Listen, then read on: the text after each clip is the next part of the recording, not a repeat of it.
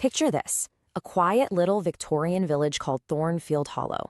Life there is pretty predictable, until a truly terrifying invention shows up.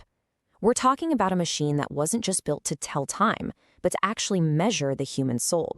I mean, just think about the sheer audacity of that for a second. This wasn't just about gears and springs. This was about metaphysics.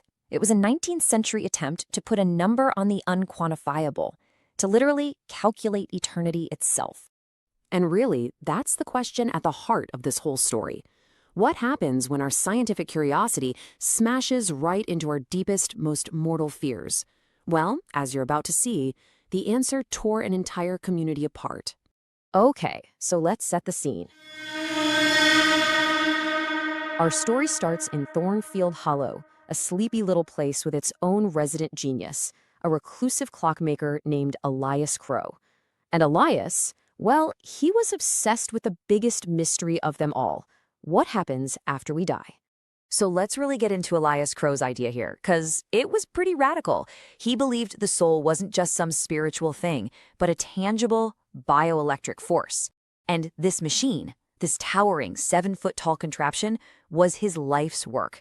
It was designed to prove that you could measure a soul, just like you can measure electricity. His goal? To use science to get rid of the fear of death, once and for all. So, how did this thing supposedly work? You know, the process itself sounds surprisingly modern, almost like a lie detector from the 1800s. You just place your hand on a copper plate, and the machine would analyze your pulse, your breathing, even the sweat on your skin to calculate what Elias called soul vitality. A high score meant a strong soul, a life well lived. Simple, right? So the day finally comes. The machine is unveiled in the village hall, and the whole town shows up.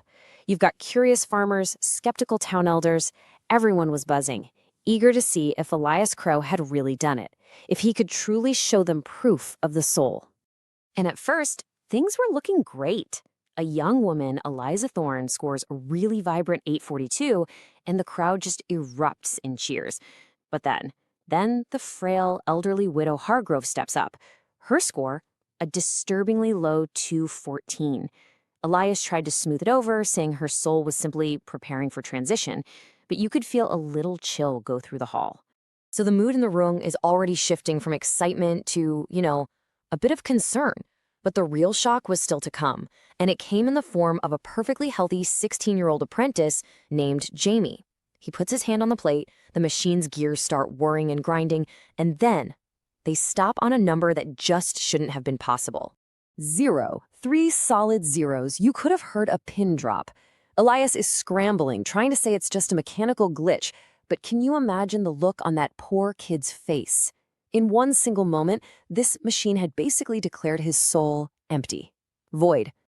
And whatever suspicion was in the air that night turned into outright terror the very next morning. The news spread like wildfire.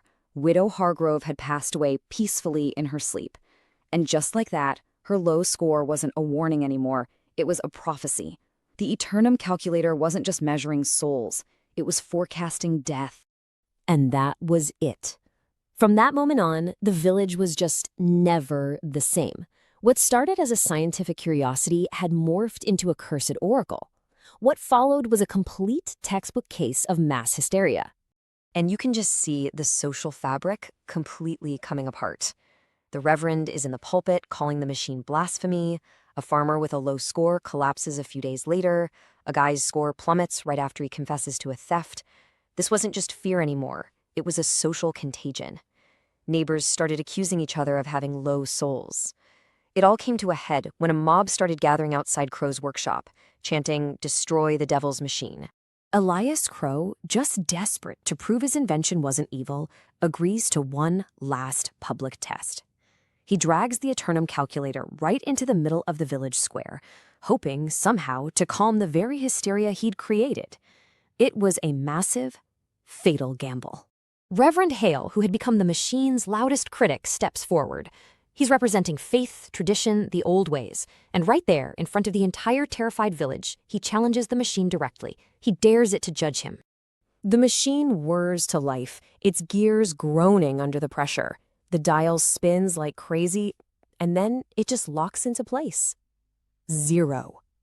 The man of God, the spiritual leader of Thornfield Hollow, gets the score of the void. A collective gasp just sucks the air out of the square. The Reverend stumbles back, his face just a mask of pure terror and rage. His scream of witchcraft was the spark that lit the powder keg. For the villagers, that was all the proof they needed. And then, just absolute chaos. The Reverend grabs a blacksmith hammer and just swings. The mob surges forward, smashing the brass, shattering the dials, tearing the whole intricate machine to pieces, until there was nothing left but a pile of junk. But the story doesn't stop there.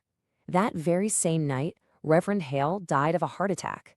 And for the people of Thornfield Hollow, that sealed the legend forever. They didn't think the machine had just predicted his death. They believed it had cursed him. In the aftermath, Thornfield Hollow just completely fell apart.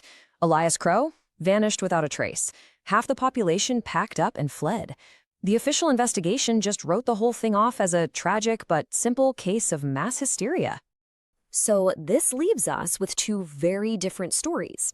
You have the official explanation, right? It was all just coincidence and the incredible power of mass suggestion. But then you have the local legend, the one that people still whisper about today, that says it was something far more real, a genuine curse, the year a clock literally stole people's souls. And that leaves us with one last, really chilling thought. See, everyone just assumed those zero readings meant the machine was broken. But what if it wasn't? What if the Aeternum Calculator was working perfectly all along? The story of Thornfield Hollow really makes you question how much power we give our technology, and just how easily, when we're afraid, a simple number can become a deadly prophecy.